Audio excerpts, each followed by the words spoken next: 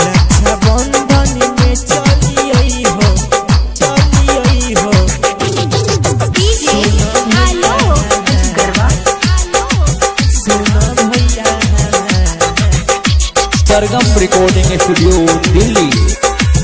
रक्षाबंधन में चली आई हो बड़ो देशवा दूरे हो देशवा कहेले बहनी तोहारी हो बड़ो देशवा दूरे हो देशवा कहेले बहनी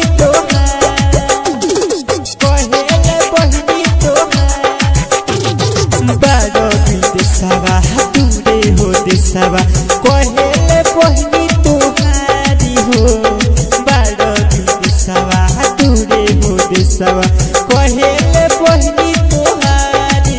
रक्षाबंधन में चली आई हो सुनो भैया रक्षाबंधन में चली आई हो सुनो भैया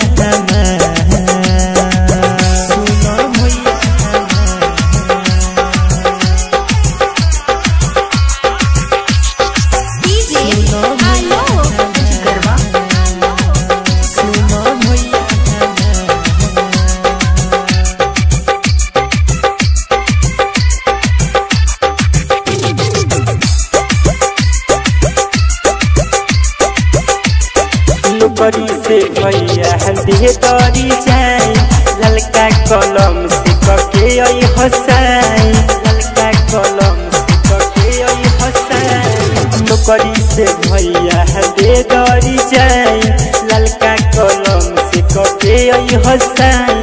चाहिए ना पैसा हजार हो चाहिए ना पैसा हजार रक्षाबंधन में चली आई हो सुनो भैया हमार रक्षाबंधन में चली आई हो सुनो भैया हमार गरबा भैया